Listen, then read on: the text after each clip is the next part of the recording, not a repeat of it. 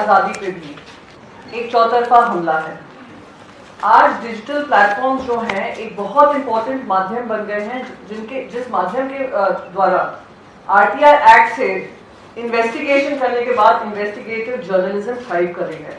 वरना आप जान रहे हैं जो ब्रॉडकास्ट मीडिया है किस तरीके से हर तरीके से कोलैप्स कर दी गई है। स्पाइनलेस कहने में मुझे कोई 2 मिनट भी नहीं लगेगा। पर ये जो चौतरफा हमला इस बिल के माध्यम से हो रहा है वो आप सबकी जानकारी में लाना और आप सबके माध्यम से जनता तक पहुंचाना बहुत जरूरी है। आरटीआई एक्ट के बारे में संदर्भ में उन्होंने बताया गौरव जी ने कि किस तरीके से आरटीआई एक्ट को डाइल्यूट करने का काम हो रहा है।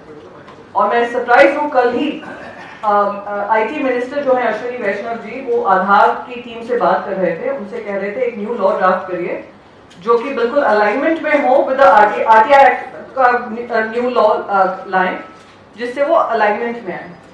तो यानी आप बिल्कुल क्लियरली एक मैसेज दे रहे हैं कि कोई भी information right to information act को आप रोड टू इग्नोरेंस की तरफ लेकर जा रहे हैं कि जनता को पता ही नहीं चलेगा, तो ना कोई भ्रष्टाचार हो रहा है, ना कुछ दिख रहा है, ना हमने किया है। ये बहुत दुर्भाग्यपूर्ण है। सारे राज्यों में जो भ्रष्टाचार की बातें निकली हैं वो आरटीआई के माध्यम से ही निकली हैं, उसी पे सबसे बड़ा हमला हो रहा है। ये दुर्भाग्यपूर्ण है। और मैं आपको एक और चीज बताऊं, ये जो डीपीडीपी एक्ट था जो 2019 में पहले आया था उसमें कोई ऐसा प्रावधान नहीं था। 2021 में भी जो लाए थे जेपीसी के बाद उसमें भी ये प्रावधान नहीं था। 2023 में अपनी मनमानी कर इन लोगों ने इस प्रावधान को लाए हैं जिससे आरटीआई एक्ट को बिल्कुल नल एंड वॉइड करने की तरफ लेकर जाना है। यानी आरटीआई कानून तो होगा पर जो वेपन है आपके हाथ में, जो एक हथियार है आपके हाथ में, वो खत्म कर देंगे।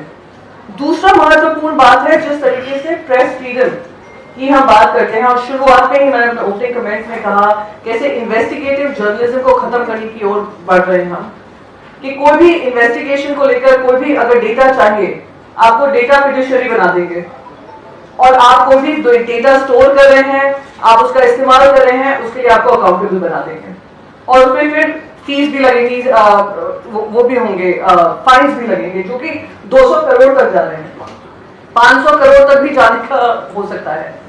और जो वर्स्ट पार्ट इज कि जो डेटा प्रोटेक्शन बोर्ड बन रहा है, डेटा प्रोटेक्शन बोर्ड जो बनेगा वो सेंट्रलाइज्ड इन नेचर होगा, यानी डिसेंट्रलाइज्ड भी नहीं है। जैसे अगर तमिलनाडु में तमिल बोला जाता है, वहां की पॉपुलेशन अलग है, तो उनको भी उसी के कमांड में ले आया जाएगा, सेंटर के कमांड में। महाराष्ट्र में मराठी बोलने वाले हैं, मराठी पर्सनल डेटा है, उसको भी सेंटर के कमांड में ला रहे हैं। कौन चेयरमैन बनेगा, कौन बोर्ड मेंबर्स होंगे, क्या उनकी सैलरीज होंगी, क्या उनके अलाउंसेस होंगे, क्या उन पे एक्शन किया जाएगा, वो भी केंद्र सरकार के ही नुमाइंदे डिसाइड करेंगे। तो ये किस तरीके से फ्री एंड फेयर है।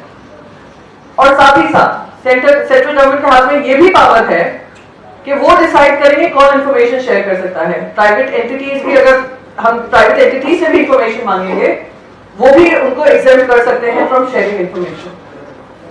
हम लगातार देख रहे हैं कि आरटीआई का पीएम केयर्स को आरटीआई से हटा दिया। कोई भी चीज जहां पे अकाउंटेबिलिटी सरकार की होती है आरटीआई से हटा देते हैं।